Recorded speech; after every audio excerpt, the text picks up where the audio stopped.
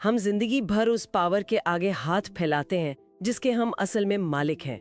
You are watching fact diary motivation, जहां हम powerful motivational videos बनाते हैं जो आपको पुश करते हैं अपनी लाइफ और गोल्स को सीरियसली लेने के लिए। आप में से काफी लोग रेगुलर कंटेंट देखते हैं लेकिन सब्सक्राइब नहीं करते। अगर आपको इस गहरे विमर्श से वैल्यू मिलती है तो सब्सक्राइब करके बेल आइकन जरूर प्रेस करें ताकि हर नई इनसाइट सबसे पहले आप तक पहुंचे। तो आज का हमारा डीप डाइव जिस गहरे टॉपिक पर है वो है सीक्रेट ऑफ मैनिफेस्टेशन, यानी ब्रह्मांड को, इस यूनिवर्स को आदेश देने की कला। अक्सर हम सोचते हैं कि यूनिवर्स से कुछ मांगना, हाथ जोड़ के खड़े रहना ही मैनिफेस्टेशन है, लेकिन असली रीजन कुछ और है और यही लोग सबसे बड़ी गलती कर देते हैं। आज हम समझेंगे कि कैसे याचक नहीं, मतलब बेगर नहीं, बल्कि आदेश देने वाले कमांडर बनना है। तो परमहंस योगानंद ने प्रार्थना और आदेश के बीच एक बहुत ही गहरा और मैं कहूंगी थोड़ा चौंका देने वाला फर्क बताया है ना? बिल्कुल, हाँ बिल्कुल। ये जो फर्क है ना, यही मैनिफेस्टेशन का सबसे बड़ा फाउंडेशन है। देखिए, योगानंदा जी का कहना था कि जब एक आम इंसान प्रार्थना करता है तो उसके भीतर का सबसे बड़ा ड्राइविंग फोर्स डर होता है। डर? अच्छा। हाँ, डर।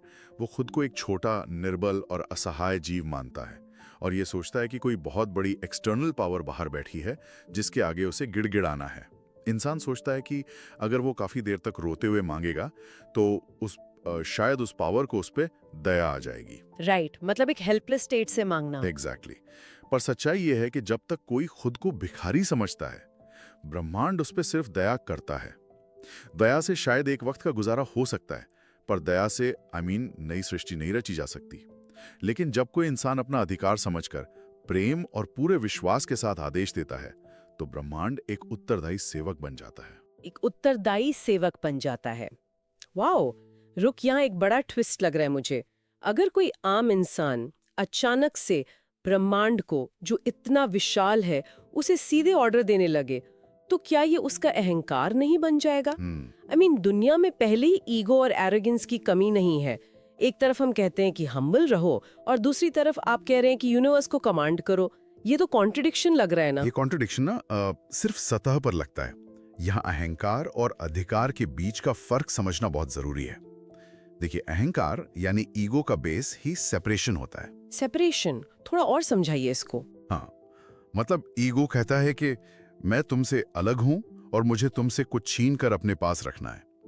तो जब इंसान अहंकार से आदेश देता है तो वो फोर्स का इस्तेमाल करता है, और एक नेचुरल लॉ है कि फोर्स हमेशा रेजिस्टेंस क्रिएट करती है।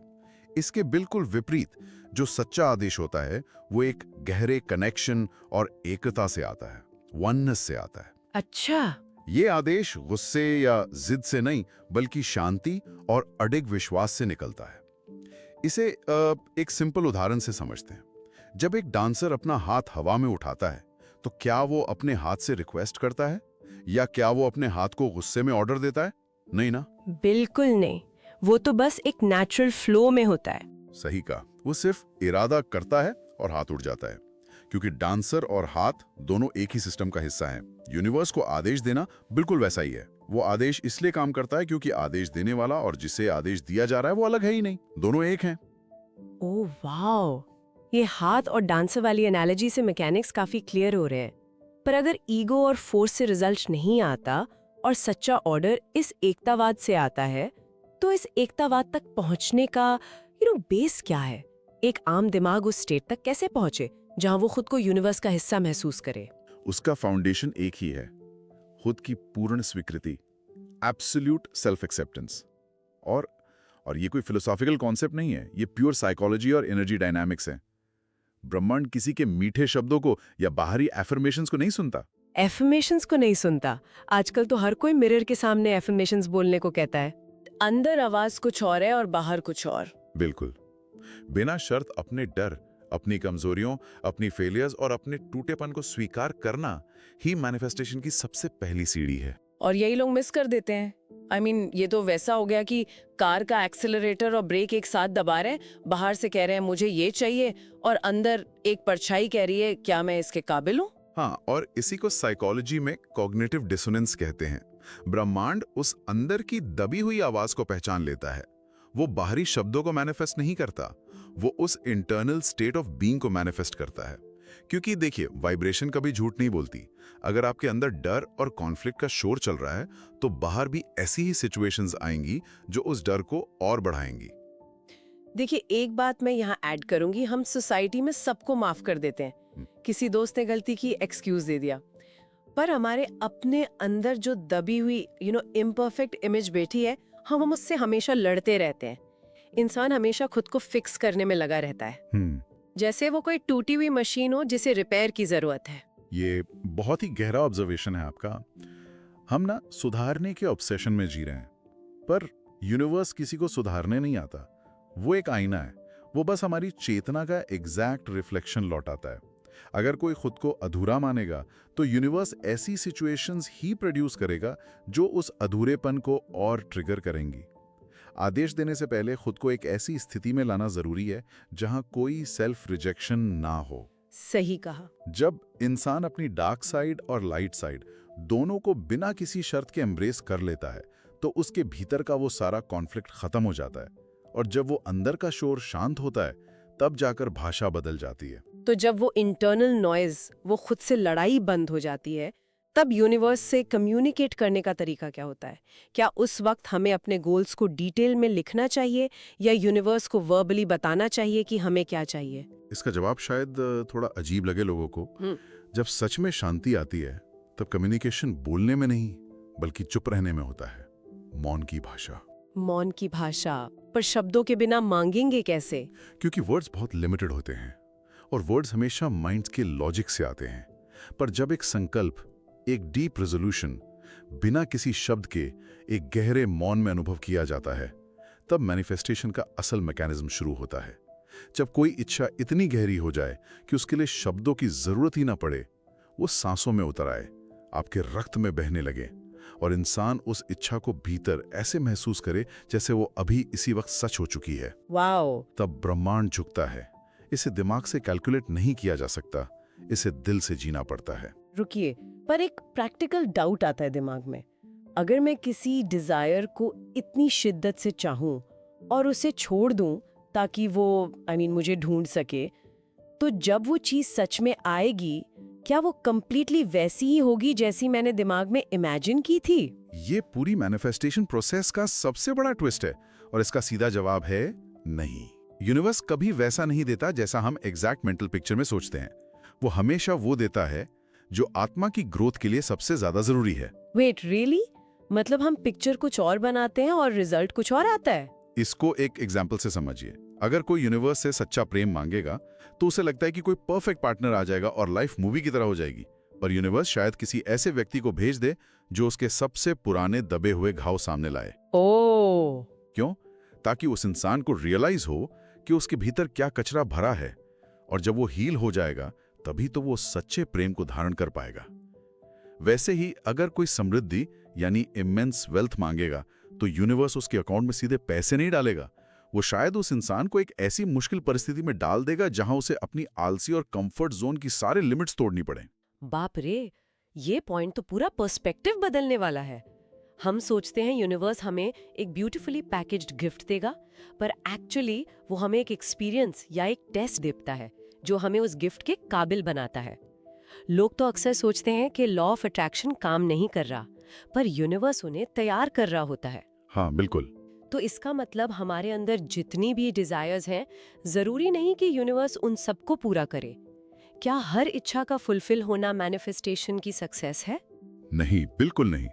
देखिए, एक अधूरी इच्छा का ना पूरा होना कभी-कभी सबसे बड़ी ब्लेसिंग होती है। हर इच्छा का पूरा होना जरूरी नहीं। असल में बहुत सी अधूरी इच्छाएं एक प्रोटेक्टिव शील्ड की तरह काम करती हैं। वो आत्मा की रक्षा कर रही होती हैं और इंसान को उसके सेंटर से जोड़े रखती हैं। मतलब कुछ इच्छाएं हमारे लिए बुरी होती हैं?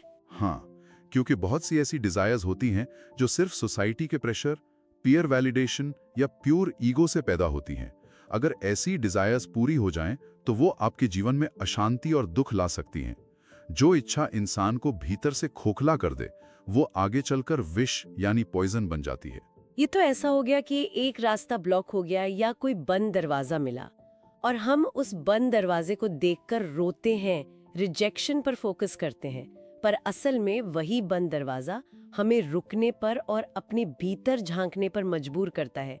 वो एक अपॉर्चुनिटी होती है सेल्फ ऑडिट की, कि क्या जो मैं मांग रही थी वो सच में मेरी जरूरत थी या सिर्फ मेरा ईगो था। और ना इसी सेल्फ ऑडिट के दौरान इंसान को एक और गहरा सच समझ में आता है।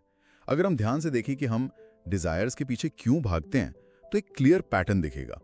हर इच्छा हमेशा भविष्य यानी फ्यूचर पर टिकी होती है। जैसे जब मेरे पास वो जॉब होगी तब मैं खुश होऊंगा, या जब ये टेंशन खत्म होगी तब शांति मिलेगी। सही बात है, हम हमेशा प्रेजेंट को होल्ड पे रख देते हैं। बिल्कुल, हम अपनी करंट रियलिटी को रिजेक्ट करके एक इमेजिनरी फ्यूचर पर फोकस करते हैं। और वो फ्यूचर किस चीज से बना है? समय से, टाइम से। पर यहां पर साइंस और स्पिरिचुअलिटी दोनों एक ही बात कहते हैं, समय सिर्फ एक भ्रम है। Time is an illusion. Time is an illusion. एक मिनट, यहाँ सबको रुककर थोड़ा ध्यान देना चाहिए, क्योंकि हमारी पूरी रियलिटी, हमारा पूरा दिन, हमारा शेड्यूल इस घड़ी की सुइयों पर टिका है। कैसे समय एक भ्रम हो सकता है, इसे थोड़ा प्रैक्टिकली ब्रेक डाउन करते हैं। हाँ, देखिए, एक्सटर्नल दुनिया के लिए, जैसे ट्रेन्स पकड़ने के लिए, मीटिंग्स के लिए, टाइम एक जरूरी टूल है, उसका यूज है। पर इंटरनल वर्ल्ड यानी कॉन्शियसनेस के लेवल पर समय एग्जिस्ट ही नहीं करता। आत्मा का कोई अतीत नहीं होता, ना कोई भविष्य होता है। आत्मा सिर्फ वर्तमान यानी इटर्नल नाव में धड़कती है। इटर्नल नाउ में। और इसका प्रैक्टिकल अनुभव हर इंसान ने किसी ना किसी फॉर्म में किया है। जब कोई सच्चा प्रेम महसूस करता है, या जब कोई आर्टिस्ट अपनी फ्लो स्टेट में होता है, एक पेंटर पेंट कर रहा होता है, या कोई गहरे ध्यान में होता है, तब घड़ियों का क्या होता है? घंटों बीत जाते हैं पर लगता है कि बस कुछ मिनट हुए हैं। हाँ, टाइम का बिल्कुल पता नहीं चलता तब। क्योंकि जब दिमाग शांत होता है, समय गायब हो जाता है। दिमाग पास्ट के रिग्रेट और फ्यूचर की एंग्जाइटी के बीच एक पेंडुलम की तरह झूलता है। पर मैनिफेस्टेशन और क्रिएशन की सारी पावर सिर्फ और सिर्फ प्रेजेंट मोमेंट में होती है। ये मैकेनिज्म समझ में आने जैसा है। जब माइंड फ्यूचर के बारे में सोचता है, तो असल में वो फ्यूचर तो एग्जिस्ट ही नहीं करता। वो सिर्फ प्रेजेंट में एक मेमोरी या एंटिसिपेशन का थॉट होता है। पर अगर टाइम एक इल्यूजन है और सिर्फ प्रेजेंट रियल है, तो इंसान के अंदर जो वक्त खत्म होने का डर है, यानी मौत का डर, उसका क्या? मौत तो इस टाइम की इल्यूजन का सबसे एक्सट्रीम फियर है ना। और जब तक ये फियर जिंदा है, इंसान यूनिवर्स को शांत होकर आदेश कैसे देगा? यहां आकर ना मैनिफेस्टेशन का पूरा धरातल ही बदल जाता है। मौत का डर सबसे कोर डर है, क्योंकि हम सोचते हैं मौत एक दीवार है, एक डेड एंड है, जहां मेरी आइडेंटिटी, मेरा वक्त, मेरे सपने सब खत्म हो जाएंगे। पर रियलिटी में मृत्यु कोई दीवार नहीं, बल्कि एक दरवाजा है, एक स्टेट से दूसरी स्टेट का ट्रांजिशन। एक ट्रांजिशन मतलब एंड नहीं है? बिल्कुल नहीं। जैसे बर्फ यानी आइस पिघलकर पानी बनती है और पानी गर्म होकर भाप यानी वेपर बन जाता है, क्या पानी मर गया? नहीं, उसका सिर्फ फॉर्म चेंज हुआ, उसका एसेंस वही है। मौत सिर्फ इस फिजिकल फॉर्म का विसर्जन है। आत्मा की यात्रा अनंत है। वो अलग अलग फिजिकल और एनर्जेटिक स्टेट्स में अनुभव इकट्ठा करती रहती है। और ये एंडलेस यात्रा किस लिए है? ताकि वो अपनी डीप इग्नोरेंस को, अज्ञान को मिटा सके। अगर आत्मा एक फॉर्म से दूसरे फॉर्म में बदल रही है अपनी इग्नोरेंस को मिटाने के लिए, तो इस इतने विशाल, इतनी कॉम्प्लिकेटेड यूनिवर्स में उसे रास्ता कौन दिखाता है?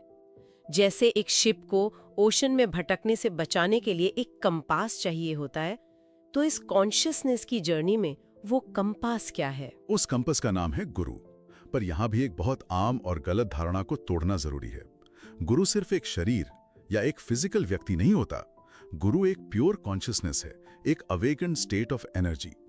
जब आत्मा इस फिजिकल दुनिया की भीड़ में खुद को पूरी तरह भुला देती है, तब भीतर से एक बेचैनी पैदा होती है।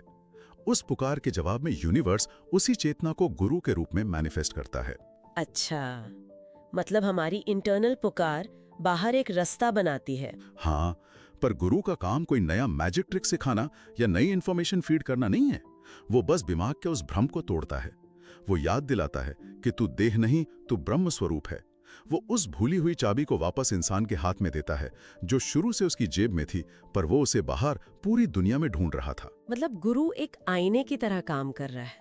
वो बता रहा है कि तुम बाहर कुछ भी ढूंढ लो, आंसर तो तुम्हारे अपने ही सॉफ्टवेयर कोड में लिखा है। पर जब ये रियलाइजेशन हो जाती है, जब किसी को ये ओरिजिनल चाबी मिल जाती है, तो ये एंडलेस जर्नी आखिर खत्म कहाँ होती है? मंजिल क्या है इसकी? ये यात्रा उस पॉइंट पर पूरी होती है जहां डुअलिज्म पूरी तरह खत्म हो जाता है, जहां मैं और तू, क्रिएटर और क्रिएशन का कोई फर्क ही नहीं बचता। अद्वैत वेदांत इस स्टेट को जीवन मुक्ता की अवस्था कहता है। जीवन मुक्त, इसका मतलब क्या हुआ एग्जैक्टली? ये एक ऐसी लाइफ स्टेट है जहां इंसान इस मटेरियल दुनिया के बीच रहता है। वो अपने नॉर्मल काम करेगा, परिवार के साथ रहेगा, सोसाइटी में लोगों से मिलेगा, पर उसके भीतर एक एब्सोल्यूट 0 पॉइंट शांति होती है। उसका पर्सनल ईगो, वो अहंकार डिसॉल्व हो चुका होता है। ये तो एक बेहद ही पैराडॉक्सिकल स्टेट ऑफ लिविंग है। मतलब पानी में रहना पर गीला ना होना, दुनिया के शोर में रहना पर उस शोर का हिस्सा ना बनना। सही कहा आपने। ऐसा इंसान उस जलती हुई बाती की तरह बन जाता है जो खुद का अस्तित्व मेंटेन करती है पर बिना बुझे हजारों दूसरे दीपक जला सकती है। जीवन मुक्ता को किसी पहाड़ पर या गुफा में जाकर शांति नहीं ढूंढनी पड़ती, क्योंकि वो जान जाता है कि ब्रह्मांड बाहर नहीं है। ये पूरा फिजिकल स्पेस, टाइम और लोग, ये सब उसके भीतर से ही प्रोजेक्ट हो रहे हैं। वो खुद सोर्स कोड बन चुका होता है। इस पॉइंट पर आकर एक एकदम नया पर्सपेक्टिव सामने आता है। देखिए, शुरू में हमने बात की थी कि यूनिवर्स को आदेश कैसे दें, पर अब समझ आ रहा है कि ब्रह्मांड को आदेश देना असल में खुद को उस आदेश के लायक, उस पूरे स्टेट में लाने की एक डीप साइकोलॉजिकल और स्पिरिचुअल प्रोसेस थी। हम शुरू में सोचते हैं कि हम यहाँ हैं, यूनिवर्स कहीं क्लाउड्स के पीछे बैठा है और हमें बस उससे कुछ मांगने की ट्रिक सीखनी है। पर एंड में क्या समझ आता है कि हम यूनिवर्स से मांगते नहीं हैं। जब हमारी चेतना, हमारा इंटरनल मैप बदलता है तो हम खुद यूनिवर्स बन जाते हैं। और जब इंसान खुद ब्रह्मांड बन जाता है तो फिर मांगने की जरूरत ही कहाँ रह जाती है। अहम ब्रह्मास्मि, मैं ही ब्रह्म हूं। जब ये सच्चाई सिर्फ दिमाग में नहीं बल्कि आत्मा का अनुभव बन जाता है, तब सारे डर हमेशा के लिए खत्म हो जाते हैं। ना फेल होने का डर, ना फ्यूचर का प्रेशर और ना ही फिजिकल डेथ का खौफ। और जब डर की वाइब्रेशन 0 होती है, तब सिर्फ इंसान की मौजूदगी, उसकी शांत प्रेजेंस ही मैनिफेस्टेशन का सबसे बड़ा आदेश बन जाती है। क्या सफर रहा आज का। हमने शुरुआत की थी उस भिखारी वाले माइंडसेट से, जहां डर से मांगा जाता है, और फिर हम उस आदेश तक पहुंचे जो वननेस से निकलता है। हमने देखा कि कैसे हमारा सबकॉन्शियस फेयर हमारे आदेश को ब्रेक कर देता है और कैसे शब्दों से ज्यादा मौन की वाइब्रेशन ताकतवर होती है। हाँ, फिर वो बड़ा ट्विस्ट भी सामने आया कि यूनिवर्स हमारी जरूरत के हिसाब से हमारे लिमिट्स को टेस्ट करने वाली सिचुएशंस देता है। वक्त एक भ्रम है और मौत बस एक फॉर्म का बदलना है, जैसे पानी से भाप बनना, और अंत में गुरु का आईना जो बताता है कि जिसे मांगा जा रहा है, मांगने वाला भी वही है। इस पूरी चर्चा का अगर एक प्रैक्टिकल मैकेनिज्म निकालें तो वो बस यही है कि बाहरी रियलिटी सिर्फ तब बदलेगी जब भीतर की ब्लूप्रिंट शिफ्ट होगी। जो इंसान जितना अपने इंटरनल सेंटर से कनेक्टेड होता है, उसके एक्शंस उतने ही क्लियर और उसकी लाइफ उतनी ही पावरफुल होती है। अब अगर इस पूरे विमर्श के बाद एक नया विचार छोड़ना हो सुनने वालों के लिए, एक ऐसी थॉट जिससे लेकर सोचने पर मजबूर होना पड़े, तो वो ग्रेविटी का रूल है। सोचिए, यूनिवर्स में जिस प्लैनेट या तारे का मास जितना बड़ा और सॉलिड होता है, उसकी ग्रेविटी उतनी ही स्ट्रांग होती है। वो किसी चीज के पीछे भागता नहीं है, उसका वजन ही दूसरी चीजों को उसके ऑर्बिट में खींच लाता है। बिल्कुल सही ऑब्जर्वेशन है। हम जिंदगी भर सक्सेस, रिलेशनशिप्स और डिजायर्स के पीछे भागते हैं, लेकिन क्या हो अगर हमारा ये भागना ही उन्हें हमसे दूर कर रहा हो? जिस दिन हम अंदर से शांत, सॉलिड और अपने सेंटर पर टिक जाएंगे, क्या पता उस दिन हमें चेस करना ही ना पड़े, बल्कि एक मैग्नेटिक ग्रेविटी पैदा हो जाए जो सब कुछ हमारे ऑर्बिट में खींच लाए। तो आज से मांगना और भागना बंद कीजिए और अपने भीतर वो मैग्नेटिक मास पैदा करना शुरू कीजिए। अगर आज की इस यात्रा ने आपके भीतर एक नई आग जगाई है, तो इस वीडियो को अपने दोस्तों और अपनों के साथ शेयर करें। इस नॉलेज की शक्ति को आगे बढ़ाएं। और हाँ, ऐसी ही पावरफुल इंसाइट्स के लिए सब्सक्राइब करके हमारे सफर का हिस्सा जरूर बने। तो आप कमेंट करके बताइए, क्या आप अपनी लाइफ के कमांडर बनने के लिए रेडी हो? यस या नो?